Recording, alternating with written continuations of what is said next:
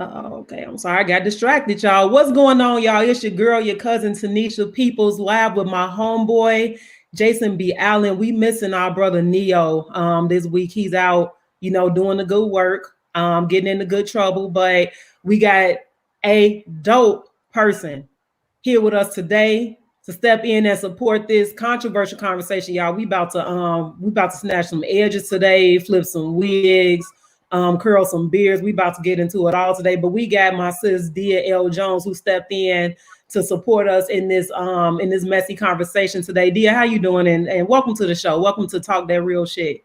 How you doing today? I'm doing all right. Thank you guys for having me. I'm definitely going to represent Neo. I'm here in the great state of Oklahoma. We are brothers and sisters in the great state. So I'm happy to be here. Let's get messy. All right. I love that. Jay, how you doing? How was your weekend? I'm doing great. I'm proud of my student leaders and activists in the Atlanta Student Coalition. They have definitely been making change, growing leaps and bounds, and definitely letting their voices be heard. So, I'm excited to see that the next generation is involved, and we're not leaving them behind. We're not keeping them, out of spaces that need a little bit more light and definitely need change. So it's been a busy weekend as always, but definitely good. Definitely. And tell them, Jay, give them a little bit of context around what the students are doing, because specifically Aisha Dukley has been writing about the voter suppression efforts in Georgia, and we all know that Black woman, that elected official, got arrested for pretty much advocating against Jim Crow 2021. So tell us about what the students are doing and how you getting them involved in this civic engagement. Okay, well, just for a few minutes, thank you guys to everybody who is tuned in. Please like, share, tag people in this conversation. I definitely want to highlight the work of the Atlanta Student Coalition. Aisha is one of the leaders in this coalition, but several of them spoke on this weekend at a solidarity march for Georgia that brought together so many communities, not just around the attacks that happened on the Asian community, because as these young, powerful Black girls stood and said in front of hundreds of people this weekend, is that Black lives still matter. And we need it to matter in every space that we're in. We need it to matter in Black households. We need it to matter to Black Republicans. We need it to matter to those who don't value, people who are quote unquote other, right? So thinking about little, Nas X and the controversy around that. But even, speaking to communities that have been, overlooked.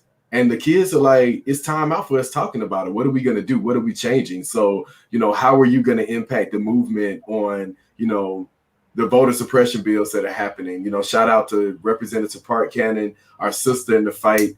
The People's Uprising is one of the partner organizations of Atlanta. They support and inspire these young students who are also activists in their own right. And, they're pissed off. They're like, this is ridiculous that we're talking about Jim Crow in 2021. And this is what they shoved down our throats during Black History Month. And we're celebrating Blackness, but we relive Jim Crow, and we relive slavery, and we relive how white privilege, white supremacy has created all of these systems that criminalize and oppress us as people who are of color, whether it's Black, brown, mixed race, whomever. And so, they're like, what are we doing? We still having these conversations? Y'all want to train us to be in the workforce, but then look at adults that can't come together and work together to do common sense practices. This is from my students, common sense practices. So if the next generation sees that there are solutions, right, that are common sense, then why haven't we changed the system yet? So that's what the Atlanta Student Coalition is doing. A young brother, Brandon, he has one of our latest articles out, saying that, listen, we stood with hundreds of people this weekend. And this generation, we stand with Park Cannon. We are not going to allow them to suppress our vote. We're not going to allow them to take our rights away from us, because we know what we deserve and we're coming for our rights. And that's it. That's what they're doing. And I support them 100%. They are busting down doors that are like, oh, this is for you, but then you're not giving me the access to come in. Then we're coming in and we're not asking for permission any longer. And that's where they are. And I feel like, you know what? I need to be doing that. So let me talk to my sisters and my cousins and my neighbors and my classmates. What are y'all doing? We trying to ask for permission still? Now we need to go get it. And anybody who's opposing it, well, guess what? I know who you are. You're either an ally, you're an enabler, or you're a racist. One of the three. And sometimes people can float in between. That just lets me know a little bit more about you. But what are we going to do to make change? So that's it. I'm off my soapbox about the students, but we must empower them. They have the possibilities to make the change that we continue to say, oh, we want to see.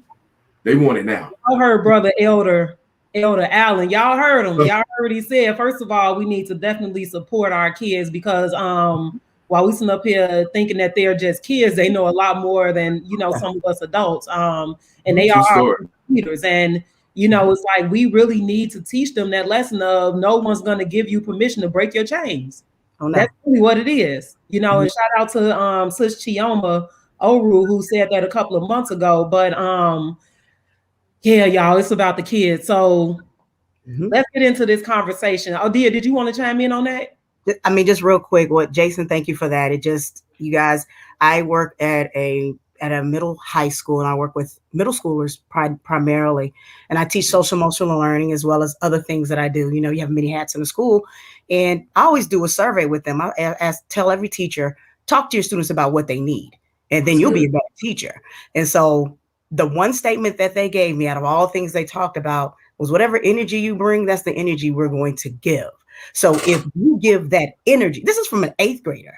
That's good. So if you give that energy, then they're going to give that energy as well. Those students, those children can and they will lead. We're talking 13-year-olds. So I commend you for what you're doing, Jason. We will definitely follow these children because they're going to break these doors down. I'm ready to go. Most definitely. Most definitely. And sis, let me just do this right quick for Women's History Month. I definitely want to shout out someone who's been on the platform before, Christina Guillen, who even has an opportunity available for me to be able to come back into the classroom to teach and focus on activism.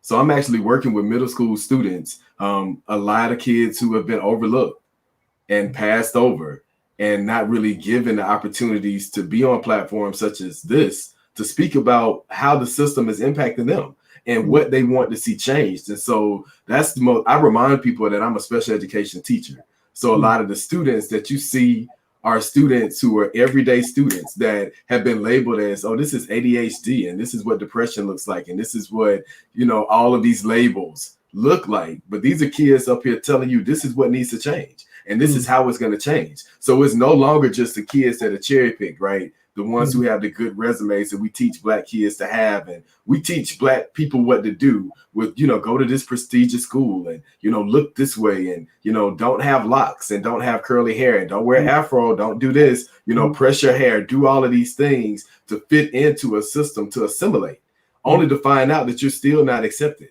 that your Blackness is still not liberated, like just because you've moved into a different tax bracket.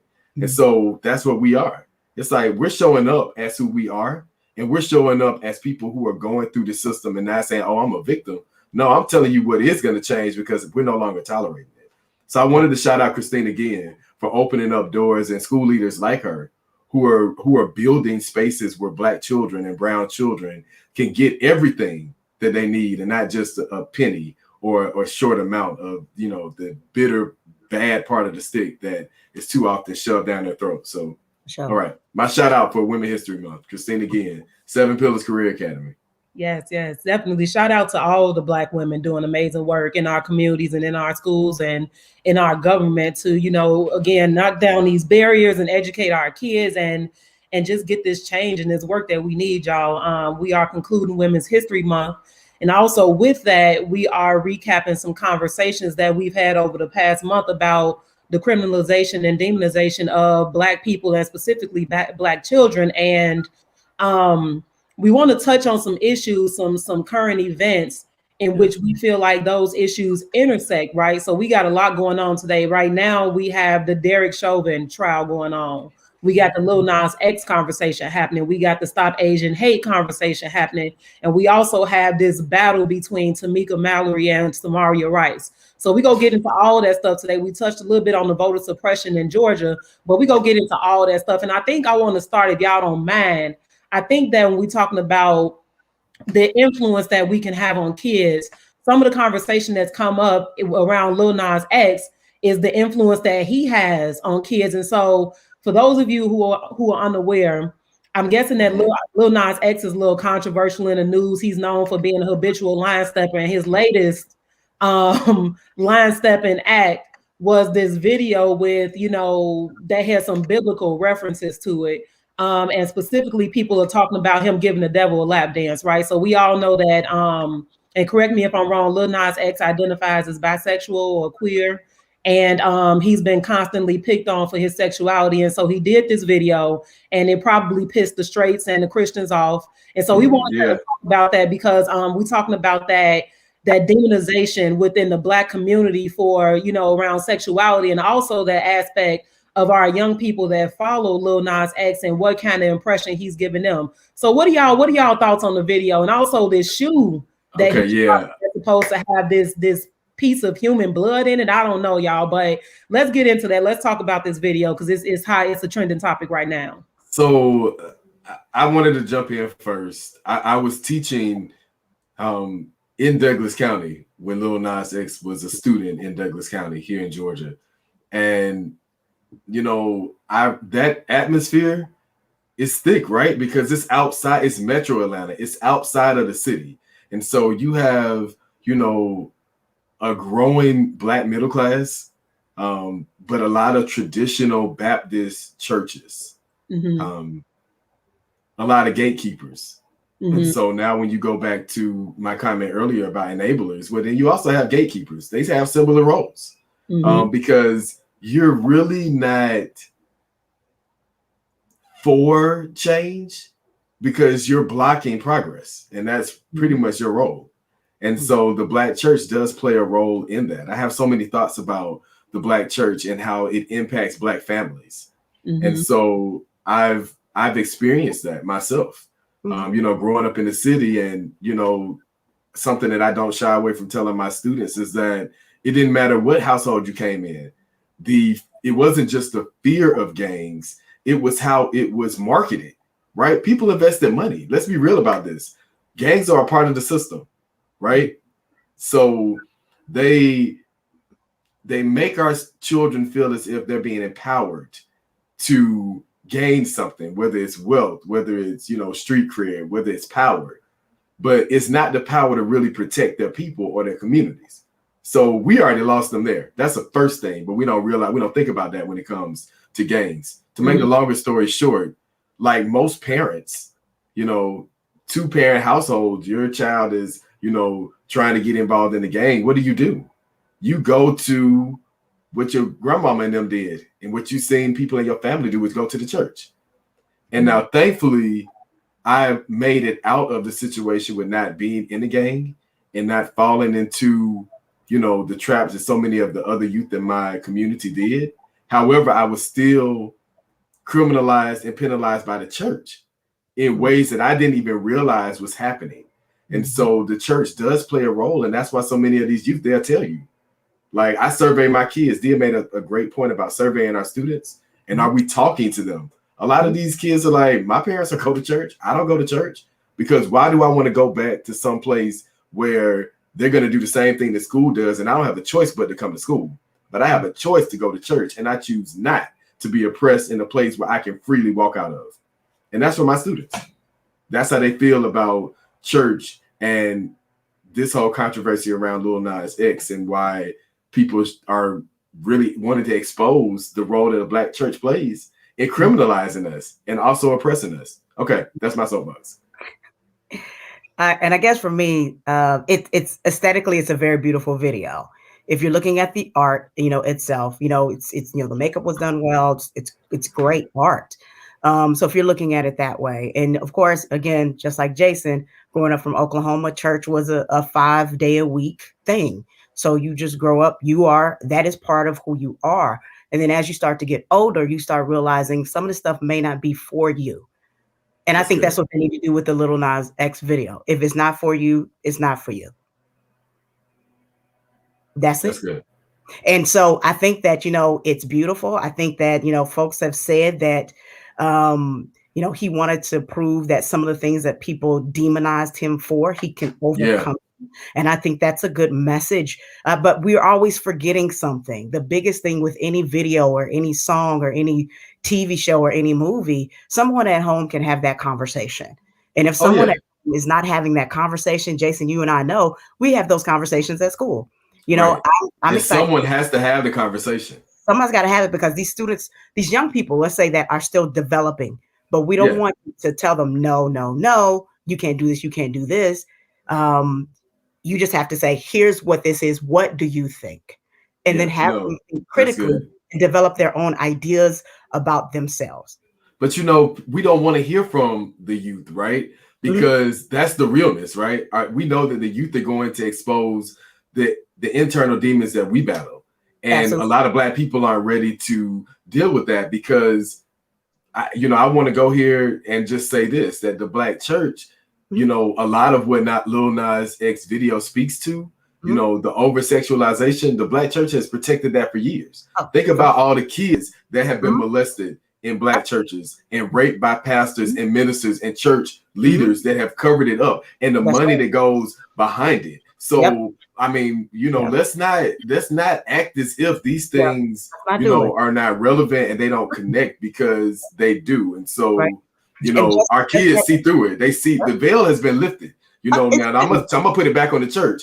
You know, the Black church wanted the veil to be lifted. It is lifted. And so everything is exposed. And so everything that the Black church is doing as well is now being exposed. And so it's either you're going to change and reform your system so that it's really outreach and reaching people, and not just the people that you cherry pick and deem worthy, but it reaches everyone. So that's where I am. Just had that conversation, just started watching the show Genius about Aretha Franklin.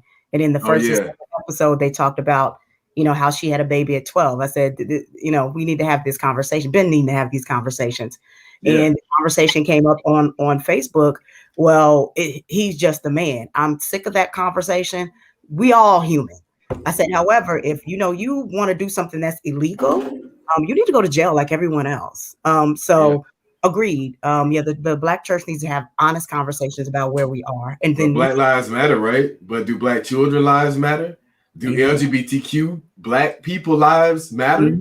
Like, I can keep going down the list, but do Black Muslims lives matter to Black Christians? I'm just asking, because this is what my students ask me. Tanesha, I'm asking you, sis, you may have an answer. So help us out, because I mean, this is what the students are asking. Like, if we're saying Black lives matter, who really quantifies what Black lives to Black people? Man, you know what? First of all, let me apologize, because my internet is acting real Boost Mobile-ish today. You know, so I'm on my cell phone. I hope y'all can hear me. Boom, yes, thank you. Somebody took it from us. Well, I paid my bill, y'all. I just got the text message with the deduction from my account. But anyway, you know, it's hard for me to it's not hard for me to have this conversation, but you know, as I've said so many other times on the show, that I'm not a religious person. I've, you know, as coming from a Black family, like we of course grew up in the church, Baptist church. I had the opportunity to experience, you know, to learn about Islam. I had the opportunity to learn about a couple of different religions, and ultimately came to the decision that I don't want to be in, you know, any religious factions, because it just doesn't align with my life, you know. And so I'm a more so a spiritual person. But I think that the fact that we're having conversations about how the church or religion isolates so many people because of these beliefs, our students feel that. You know, we even have young leaders here in Chicago starting their own churches because they've been pushed out of the traditional church. You know, and they want to be religious and spiritual and have a place to worship without being demonized or criminalized for who they decide to love, you know, or for the lives they decide to live, period. And so to answer your question, Jay, I do think there are spaces where Black lives matter, LGBTQ lives matter, you know, whatever religion you decide to worship, there are spaces in which, you know, though you're accepted, but you just got to find those spaces. And I think it really is time for us as a community and as a world, period, to start accepting people and start loving people. Like, that's why we have all this hate and division shit now, because the love is missing. There's so much judgment. There's so much criticism, there's so much shaming that, you know, people feel that isolation and they feel that hate, and that's what causes them to lash out. That's the problem. So it's like, just start loving each other and accepting each other, because at the end of the day, what somebody else does in the privacy of their own home, bedroom, whatever, etc., if it has nothing to do with you, don't worry about it. Mind your damn business. And so I think that those lives, our lives, do matter in certain spaces. It just depends. And those safe spaces are necessary. They absolutely matter. And it's up to us as activists to push for those spaces and to create those spaces. Yeah, now I want to go to something that is definitely in the comment section, because I think that this conversation that we're having is good. And I wrote about this in TDRS Plus on my personal blog, when I give like feedback on what we talk about in the show and things that we could elaborate a little bit more on if we have more time. So one of the comments goes into how there's a bigger agenda behind this that is bigger than religion. And I do agree with that, because I can also see that.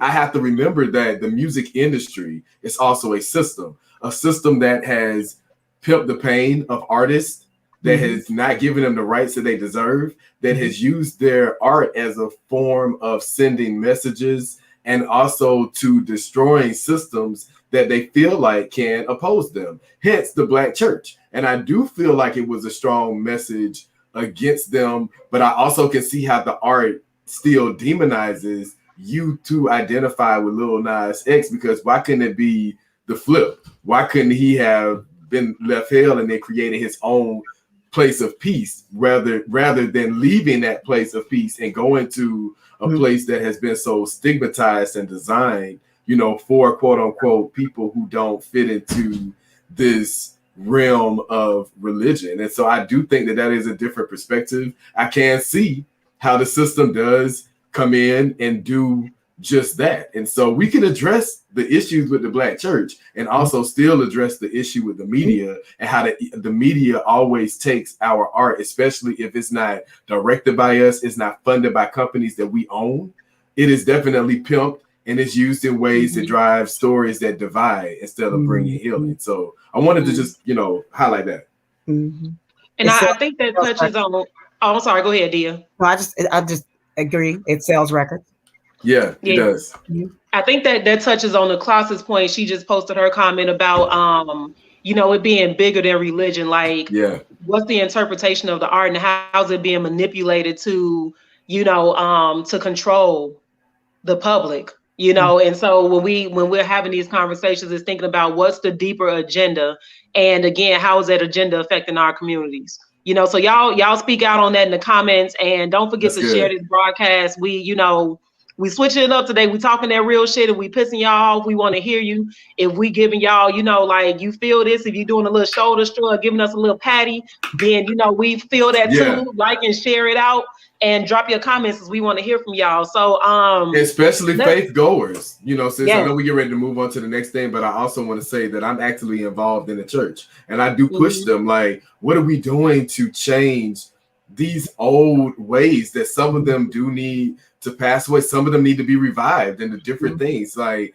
I do believe in that notion that there's nothing new under the sun, but things do change, they do grow, they do come back in different ways, in different forms. And so I think this is the challenge to the Black church, especially with a lot of the pieces that we've been seeing, you know, on television, you know, broadcasts over the last couple of weeks. What is the Black church going to do to change, to connect to social justice and be more accepting of all Black people? And I think that that's a question that has to be answered. So I'm putting it on the faith goers. Talk it up in the comments. Like, I definitely think that's something worth, you know, finding solutions around. For sure. So let's move around a little bit, y'all. Again, another trending topic is the Stop Asian Hate conversation. This hashtag that's trending, and of course that goes along with the massacre that happened in Atlanta, in which a white man killed, is it 8 people, right? He killed 8 people, Asian people. And of course the police, and this is another layer of how Black people are criminalized, because had that been a Black person that shot up, you know, some massage parlors or whatever, they would have been like, oh, this black person is a thug, they got a criminal history, all this stuff, but this is a white man with a sex addiction who was having a bad day and he decided to just shoot some Asian people. We know how that goes. But and on a deeper layer, deeper subject of this, I've been involved in a lot of behind closed doors conversations where, again, we have this hashtag of Stop Asian Hate trending, and black people are like, you know, I can't share it, like, you know, and not necessarily that we are supporters of inhumane acts or you know, domestic terrorism, but you know, we kind of looking at it because it's like the Asian community ain't been so friendly to black people, right? And so y'all share y'all thoughts on that, because a lot of people are afraid to have these conversations publicly because obviously the timing is a little sensitive, you know, but these are conversations that need to be had. I think that, you know, we can advocate against, again, these inhumane acts, but also have conversations of division between minority groups, particularly between the Black and Asian community, where everybody's expected to be allies around this. So what are y'all thoughts?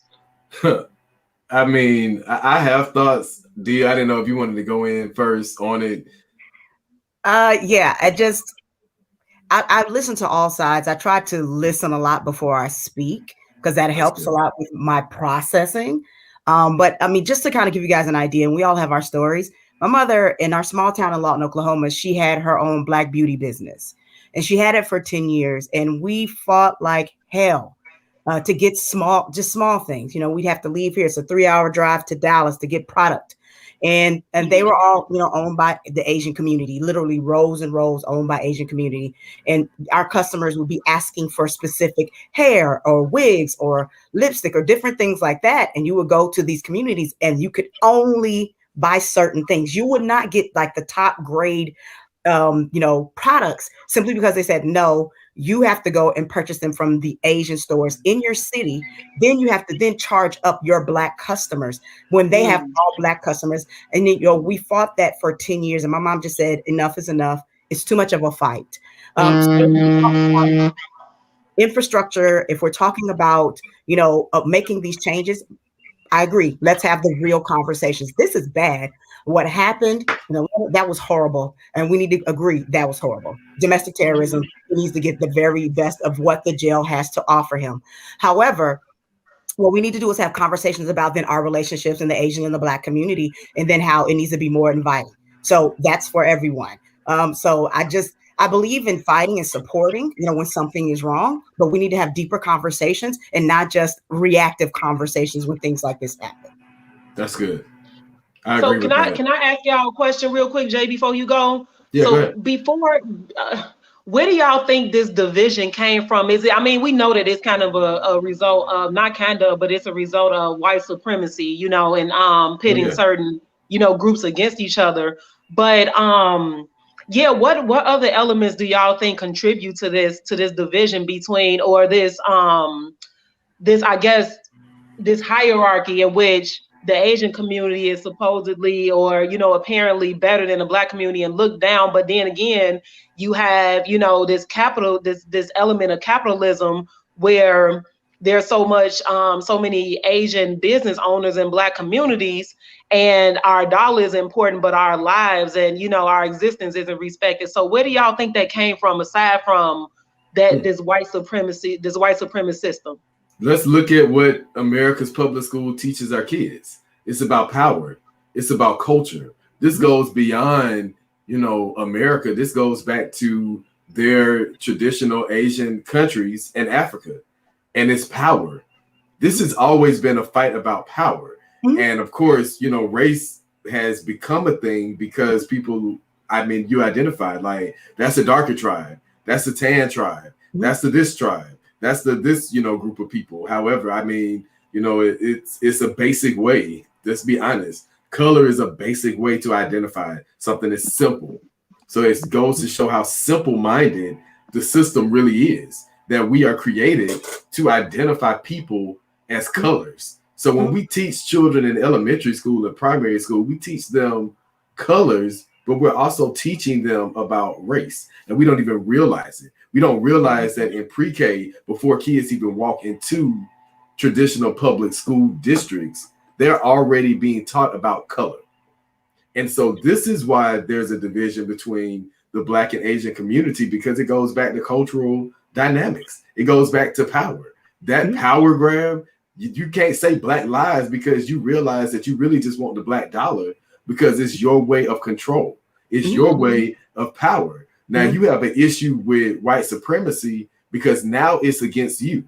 And so it's against you in ways where your skin color can no longer do what? Protect you from the things that you thought the dollar could. And that's how. Now I say it, I trended. You know, I support my students that went to a solidarity rally because I have students who are of Asian descent. I have coworkers that are of Asian descent and people that I've worked with in my community. So yeah, I'm for it, but I also challenge, you know, people to say, listen, you can be an activist for many causes. And so if I'm here supporting your community, what do I want in return? I want the same support.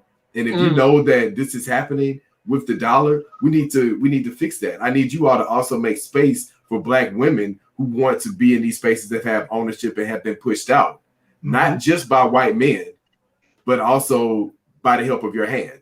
So yeah, we're in it with you, but we need y'all to come, you know, with some things that sound like reparations too. Hey, Jay, you preaching today. Preaching today. And this ancestors. This is seriously the American way. You know, it's always the 1% against the 99%. It's more beneficial for the 1% for us to fight. That's the bottom line. You know, we're on stolen land. You know, it's gotten by power. So when you have folks that come from other countries, other places, and they say, okay, well, how can I have power? I'm going to be like those that are in control. And so that means that I got to step on these Black people who've been stepped on for 400 plus years. So I got to do this in order to survive. And if they realize if we just did all this together, the power behind that goes for schools, that goes for businesses, that goes that goes for neighborhoods, that goes for everything. If we were all in this fight from the gate, we wouldn't be having these conversations right now. We'd be fighting behinds off for everybody. Yeah. That's but, you know, it goes back to this. It goes back to what are we teaching these kids in public schools? And social studies curriculum shows dynasties. It has always, everything has really always been right in front of us. It gives us the picture of the world. And how I looked at one of the comments and said, in other cultures, Blackness is always looked down upon. Yeah, because you know what? Blackness was always free. See, when you look at other cultures and you really study them, they were always in systems. Let's be real about this. The Asians have systems. They live still by a system. This is what took them so long. Come on now. I want people to get woke up for real. Like, I want y'all to be woke. Like, if we're going to talk about it, then we need to know why. There's a division because Blackness has always been free, because the African tribes they had their own methods. They may not have been systems, or you can call them ecosystems or however, but there were so many different ones. They didn't all move the same because they were free. That's the power of freedom. See, we don't know what that is because we are trying to assimilate into so many different things that are not for us, and we can't bask in our own freedom. We can't bask in what we really have in our hands that doesn't confine us. We keep going into these places that confine us. And so these other cultures, they thrive best in what? Systems. And their systems work for them. They don't work for us, which is why Blackness is always going to be looked down upon, because everyone has a system that is built to value them. And we don't live in systems, we live in freedom. However, I just wanted to put that out there for people who really want to be free, because we keep trying to migrate into systems that are not for us. So how do we have these conversations in this sensitive state, you know, but a state of urgency? How do we have these conversations about building as marginalized people, but also about our historical oppression and how that's affected us? But, you know, and also about allyship. How do we have those conversations? I think, go ahead, dear. I think that the urgency now is to have the conversation about what's happening, you know, sort of similar to George Floyd, but then the conversations continue, you know, so whether they're at our table, whether they're at our schools, whether they're in our neighborhoods, our cities, states of the United States as a whole, I think the conversation needs to continue. And then behind the conversation must be action, because we can't keep talking, because this has been happening for years. Yeah. So then what's the action? Like in my mom's situation, that means that all your businesses need to open up to everybody. That's it. That means that when I walk into your establishment, I'm just not being nasty. I'm not saying everybody's the same. Everybody's not the same. Everybody's not a monolith. However, there needs to be some courtesy from everyone. And that's like, continue the conversation. Then behind it, we need to develop a plan where there's some action, and that action needs to happen, because unfortunately, may or may not happen again. We're going to have these conversations again, and we need to see that the action has taken place. Yes. That's good. And it's adjusting cultural practices. Like, we have to adjust how we practice, things, going back to the controversy with Lil Nas X and the church and religion. Well, there also has to be some cultural things, right? Like, it's not okay for Black people to call Black people the N-word, but it's also not okay for other people to do it. It's not okay for Black people to call any other race any name that is going to be derogatory, or ethnicity that is going to be derogatory toward them in the form of a racial slur. Like, those are cultural practices, and we have to all be willing in our individual cultures to say, this is the realness that we have to deal with, and this is what we have to agree to, and we have to get everybody at the table. Like, we can't just shun, the people who we feel like are not worthy of Blackness. That's a conversation within itself. Like, who is really worthy of Blackness, and who's worthy to be celebrated as someone who identifies, with whatever that may look like for them. So that's my mindset around that, like changing cultural practices and not just saying, okay, let's talk about it and have a card conversation. No, I'm beyond that. Like, we've been past that. We need to be doing action stuff. So listen, here it is what it is. We know what it is. So what can we do about it? And what are we going to be willing to do to make change? That's the conversation. It needs to be just as simple as that. Yeah. I think one of the key things is that, and this is something that we've struggled with as a country, we don't want to have open and honest conversations about history, right? About the brutal history this country has inflicted, or the brutality that this country has inflicted on Black people. And so once we can have an open and honest conversation about that, and that's acknowledged, accepted, and rectified in some way, then we can have conversations about how we move forward. And that's in the education. That's, again, in truth telling. And I don't think that that's going to happen in traditional public schools. And so we, as, again, activists, educators, public servants, whoever, have to start having these conversations and telling the truth about what really happened, and reparations, number one, and number two, how we move forward. That's the only way I see it happening, is that we got to be honest about it. Yeah, I mean, we had to hold, people accountable. I in a lot of the conversations that have been happening around, voter suppression, around Biden's administration and this contract, with, Black Americans, what are we getting out of this? And it needs to be a conversation around, reparations, around protecting, Blackness. That's what our students want to see. They want to see, how are we going to protect Black lives beyond conversations and beyond these specials that we see on, major networks and, Netflix and all of these powerful, statements from companies that are saying we're going to do this, but where's the money that's changing policies? That's making sure that these things are going to be in place, and that are also allowing Black people to be in spaces where they can create and control these things. That's what we want to see, not just the conversations about what we can have. No, it's time out for that. We need to see what we can have. Where's the money? Right. So let's switch gears a little bit, y'all, to something that's happening today. We all know right now that the Derrick Chauvin trial is underway. And if you guys are unfamiliar, if you've been living under a rock for the past year, Derrick Chauvin is the white police officer that held his knee on brother George Floyd's neck for 9 minutes and 29 seconds. I was watching the trial before we came on today, and they were showing the actual video footage of the day that, these unfortunate events happened. And I was watching Chauvin watch himself as if he wasn't there, as if he was seeing this for the first time, and it was so fucking disgusting. And so let's dig into that, because I think one of the important things is that first of all, this trial itself has Black people in a place of trauma, right? Because we've seen this time and time again where there's a police officer on trial and where we would think that the justice system is going to prevail because you've clearly murdered a Black person.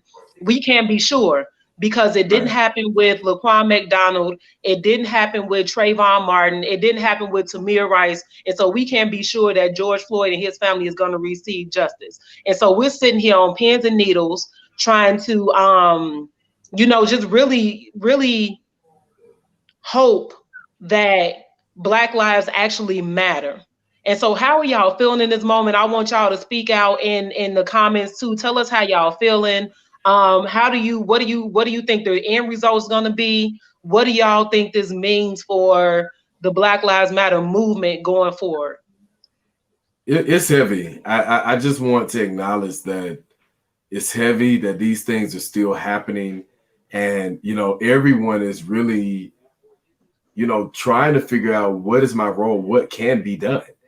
Because so many people are, doing different things for making sure that, Black people are protected by, doing the legal process of, your rights to bear arms. And I think that that's a conversation that more Black families, need to have. When the attacks happened to the Asian community here in Atlanta, hundreds of their families were at gun ranges, in the next couple of days, making sure that, hey, this is what we need to do. We need to be protected. We need to be prepared because it was a declaration of war declared against us. And so we need to be prepared. We need to be ready.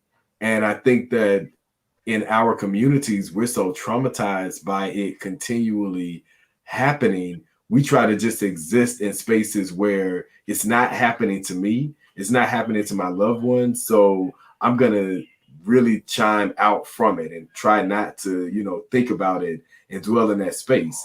And then you have some of us who just live in it. And it's so overwhelming that you forsake your family and loved ones and, the things that you really want to do because now you're so engulfed in trying to save, Black people in a fight that so many others have lost their lives to. And we're still here fighting the same thing. So it's a hard reality, but it is the reality of a lot of Black Americans in 2021. And so what do we do? No one knows. We're all trying to figure it out, and we're doing it through having these conversations, but also activating change wherever we are. Mm-hmm. And I'm just exhausted. I think I just saw that comment. I am very exhausted. And then, having these conversations with my students and having these conversations with my community and my parents, I'm just so tired of the court system's performative artistry when something like this happens. And if Brother George Floyd wasn't on video, would we be here today? So I think it just needs to be across the board that the criminal justice system, we know it wasn't a system that was created for us to even survive. We know the history of the criminal justice. Live, exist. I mean, let's be real, y'all. This is crazy. We're fighting on every end. It's like white supremacy. They just having a field day. I know. I just can imagine when they sit in there and they're drinking their coffee and having people wait on them hand and foot, and they may be watching, the chaos that they're creating in the world. But I just can imagine, what do they really think when they see, wow, Black people are really getting it. We're attacking them in the music industry, and we're attacking them, in education, and parents are, fighting for their educational rights. And we're also attacking them in the pandemic with healthcare, and Black women are still losing their lives from having children because they simply just want to have a child and a family. So we're being attacked there, but we're still being attacked by the police. So you can really go to the grocery store without getting shot or accosted by everyday people who just trying to survive or maybe rob, steal, kill, or destroy. But now you have a whole system that's working against you on every end. And so for those people who can't identify with that, that's Blackness. That's what Black people are dealing with every day. And if you're like a Candy Burris, or if you're like a celebrity of any, status, she was just the first person that I happened to, see come across this other thing that I have going on my phone. But, any celebrity, any person that has some wealth who's Black, you get to be exempt from some of those things. But at the end of the day, it's still an attack on Blackness every day in the media. And so this is just one of the many heavy battles that people are dealing with. And how are we even functioning? Like, I feel like I want to just fall out the chair now. Like, if I really sat here and thought about it for 1 minute, just really sit there and just think about everything that you're dealing with in your own personal life on top of being Black, and then add on every other thing that you have to deal with being Black, whether you're Black and a woman, Black and a youth, Black and a male, Black and have a criminal record, Black that's been falsely accused, Black that is just simply trying to breathe in a country that has criminalized you on every end. Just think about that. Like, that's our reality. That's how I feel about the case that's happening, and then having to do like Dia and go and re-explain this to my children, and in a sense have to prepare them and their parents who are like, oh my God, I'm already about to lose my mind, and I may lose my child, because what's going to happen now if this case goes completely left and people are going to feel empowered that they can just do whatever they want against Black. But if I can jump in, it's a couple of thoughts that I have, because as we were, before we were talking, when we were talking before the show, I was talking about how I was tired. Like, why did I get, or how did I get chosen for this work? Because activism ain't no joke, but and how distractions change from week to week. Like, last week it was Derrick Jackson. It's like, who is it going to be this week? And there's a fine line between not living in the struggle so that we won't stress ourselves out and kill ourselves because of that stress, but also recognizing that at any point it could be us, and so I'm like trying to find the sweet spot in that fine line to where our advocacy is consistent, because at this point, any assault on the culture we should take personally, right? Because Jason, as you said, that you have some celebrities that, may feel like because of their wealth bracket, they're exempt. But then I just saw an article where the young guy who plays Tariq on Power, he was talking about how he got pulled over by the police and, was criminalized. And so it's like, at the end of the day, it does not matter what wealth bracket or income bracket you're in, where you live, your zip code, or anything, because you have Black skin, you are a threat to this country. And so now the conversation is, or the effort is to pull everybody together and keep our minds stayed on the fact that we are a threat and we need to fight that. And so how do we do that? Because it gets exhausting when it's a handful of us that's true to this. Because there are a lot of people that proclaim to be activists and proclaim to be public servants, but really they bullshitting. And so there are a handful of us that are true to this and doing the work, but we wearing ourselves the hell out. Yeah. And so how do we ensure that that we sustain this movement and this message so that we won't have to worry about down the line that we can walk out the house and we can one day be George Floyd, or we can one day be Breonna Taylor? How do we do that? I think it's one day at a time. That's what I tell my students. That's what I tell people close to me. Anybody who messages me and they say, hey, how you doing? The first thing I say is I'm taking it one day at a time. And sometimes it's, I'm taking it 1 hour at a time, because that's just how heavy our days can be. But we have to learn the power of saying no.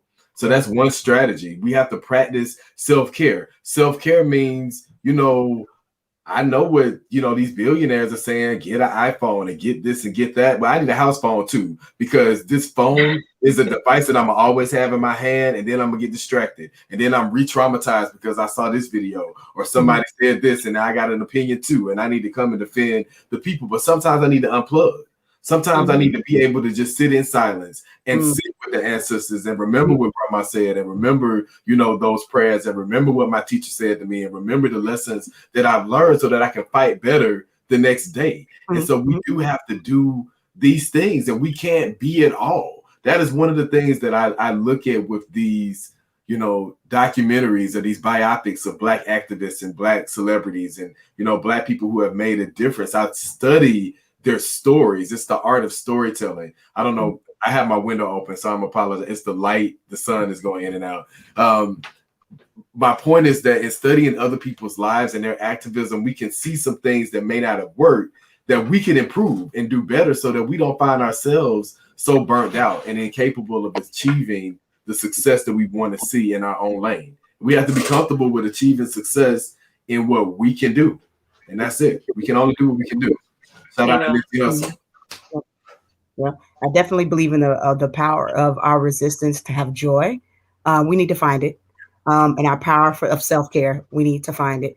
And I think, just like Jason mentioned, standing on the shoulders of so many people. And I've seen, the work, even to death, what people do to get this work in, even looking at little Ruby Bridges, she's 6, the hard time she had for a year, and she's still traumatized by some of it. Now, again, I don't recommend that we be traumatized by our work. However, know when we need mental health care, know when we need to speak to a therapist, know when we need to speak to someone, know when we need to meditate, exercise, yoga, whatever we need to do, so we can be strong in this fight. You can't pour from an empty cup. So we need to know when we look in the mirror, if we're looking like bags and we're not eating, we're not sleeping, or we overeating, and something's not right, we cannot push, if we're constantly being pulled. So take care of yourself first, and then go out there and do all that you can. That's good. Yes. So real quick, y'all, before we transition into the final topic, how do we keep the Black community engaged in this fight? I think that we have to reach everyone in the community.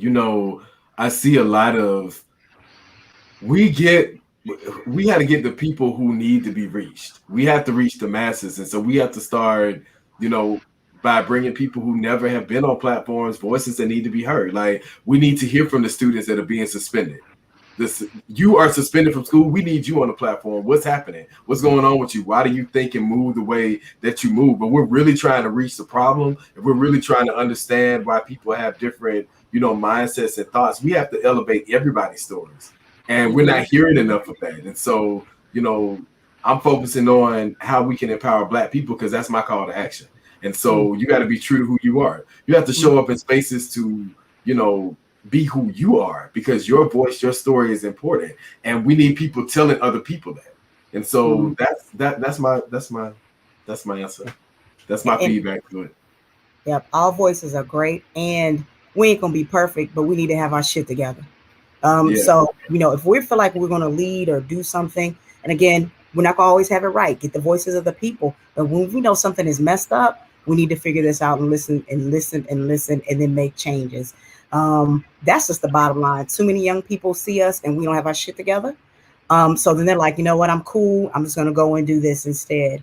But we just need to understand that, again, we're not going to always get it right. But when something's not right, we need to listen and make it right. Yes. And just, I think we use the word empower a lot. And I think it is, it's critically important to remind our communities that it's not that we need to be empowered. We already have the power. It's this system that's tried to convince us for generations that we are powerless, when it's not true. Because without this country, without us, this country would go to shit, right? And so how do we reinforce the power that we have as a community, so that is utilized in a way that we can, flex that power in our advocacy and for what we need. So that's definitely like great, everything that y'all said. Before we head out, first of all, again, thanks everybody for tuning in. We're not leaving yet. I just want to remind y'all to like and share this broadcast, because again, we always talking that real shit. We talking about stuff that's important, that we hope these conversations are reaching people. So be sure to share this out and like and comment on this post, so we know what y'all thinking too, because we want to hear from y'all. So our last topic of the day, and I think that this goes well with what we were just talking about, this beef between, and it's a little expired beef, but it's still beef.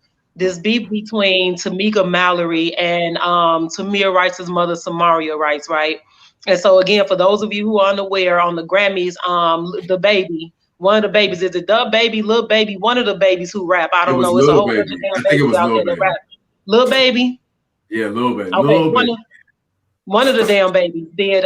He did a performance, a BLM type performance, and Tamika Mallory, who's a well-known activist, who, to be completely honest, y'all, I ain't know about sis until before this, but she was part of that performance. And Samaria Rice, she jumped out there and she was mad. She was like, all these fake ass activists and y'all getting in the way and all this stuff. And so now it's kind of like this feud going back and forth. And then I saw a Twitter thread on DL Hughley's platform where people were going in on Tamaria Rice. And so what do y'all think? Because I think that these conversations are necessary too, because we're talking about, you know, division internally that could disrupt the music and the movement and send messages that, you know, well, we really aren't serious about Black Lives Matter, and we can't even DRS to you as to what you were saying about us getting our shit together. Yeah. What kind of message is this beef sending between two powerful Black women, and how do we bridge the gap between that? I think that it's good, and I think that it needs to happen because it's been happening for generations. You know, go to Emmett Till's mother. Like, look at all of the people that we've lost, and people have always come in to capitalize off the pain of Black people, including Black people. Now, I don't have anything against Tamika Mallory. I don't know her personally. You know, I came across her work similar to, I guess, a lot of other people. Where she was elevated. Like, I've been doing this work. I've been in the game. I'm not doing it for notoriety. There are some people who feel like my platform needs to be elevated by likes, or it needs to be elevated by the amount of people that subscribe to my page. But how many of those people are really making change? And so that's the question that I'm going to throw back out there. What are the activists really doing to make change? Monteria Robinson, you know, she was just on Atlanta's one-on-one. And I asked her the same question. She's a Black mother. I read from her out of an article that was basically saying that the voices of Black mothers who have lost their children or their loved one to police brutality or racial, you know, injustice here in America, their voices should be silenced. We actually have Black people saying this and believing this. Why? Because the activist said. Now, an activist that just so happens to be connected to Shaun King, who everyone by now should know was a fraud. I know local organizations in Atlanta that have said that they still don't have money from him. There are families across the nation that have said that he has used my child's name and made money. And so the fact of the matter is, we want to sit up here and tell Miss Rice and other Black women that have also started coming out and saying that, yeah, these people are getting money off of our child or our husband or our spouse's name. Yeah, we want some money. And anybody in their right mind, you mean to tell me if somebody did it to your grandma, someone did it to your brother, someone did it to your sister, and they making millions of dollars off your family member, that you would not say, hey, that's my family member, that's our blood. So you need to be sowing into this foundation, or you need to be sowing into something regarding the family members that are still carrying out true justice for this person. And so that's all I got to say about that. Agreed, Jay. And we've seen activists at award shows. We've seen them all over for decades. So this is not new. In commercials, this is not new. However, you need to make sure, just have a conversation. I think that Tamika Mallory, I've seen her work. Her work is good. She's dope. And, you know, she was at the award show. There were several people at the award show that were activists at the Essence show, at just the one, NAACP Image Awards, all that stuff. So I don't know that that's the issue. But just like Jason said, you know, you need to make sure that you are sowing into these families. And the way that you need to sow in, whether it's boots on the ground, whether it's, you know, donations, money, whether you're using your name on social media. So, you know, there has to be justice. And right now, the case of George Floyd is going on. Use your power for good. You know, don't be performative. Use your power for good. And if you're not, you need to take a back seat. And that's okay, too, because there's a lot of people out here doing this work. But I want to also drive this point, and I'm thinking about Genius, you know, on National Geographic, they had Aretha. And one of the things that she's a role model, right? Let's stop paying homage to all of these people, but not following a blueprint. She put her money where her mouth is. Right. And so I'm looking at also the comments that, you know, people are saying, Portia Williams, you know, Killer Mike, all of these reality stars in Atlanta, y'all are talking about Black Lives Matter, but then look at I have not seen one at a rally for Rayshard Brooks, and that was Atlanta. Where have y'all been? That's what Ms. Robinson said. With her son, who is the Emmett Till of this generation, 76 bullets. And where have the local celebrities been? And these people are here. They're in Atlanta, and they're not showing up. My students are asking the same thing. Like, we're seeing them, and they're talking a good talk, and people are liking what they're liking, but we're not seeing them in the trenches with us, or we're not seeing their people, or we're not even seeing funds to say, hey, this came from X, Y, and Z to help support the movement. So that's all I'm saying. Let's not just say Black Lives Matter, but let's put the money in the right places, and let's support the people who we say we're supporting in the ways that they need to be supported. That's it. Yeah, I mean, if you getting bags, if you building bags and you building wealth and the advocacy in the name of Black lives, and you not pouring that wealth back into the Black community, you a poverty pimp. And you know better than the institutions that have oppressed us for generations. So that's all I got to say on it. But y'all, we gotta head out. I want to give Dia and Jason a chance to share their final thoughts before we close out today's show on criminalization and demonization across all these different platforms and issues. So y'all go ahead and tell us what y'all thinking in these last couple of minutes. Dia. Really just final thoughts. Thank you for having me on. I think it was great. I'm glad I got up and washed my face and brushed my teeth today. But I appreciate this conversation. You guys just keep doing what you're doing. You guys are making a difference. I'll just leave my last word for you guys. Thank you so much. I would just say tune in to what Atlanta is doing. We have some amazing work happening. Empower any voice that you can in this work, especially our youth, especially people who are disenfranchised, and keep doing the right thing, whatever that is in your own way. That's all I would leave for the people. Great conversation today. Awesome. Yeah, for sure. And what Jason and Dia said, y'all. But with that, we gonna go ahead and head out. Thank you guys so much for tuning in. Remember, like and share this show, and go out and do the good work. And we'll see y'all next week. So y'all be good. Peace and love. All right, y'all. Take it easy. Peace.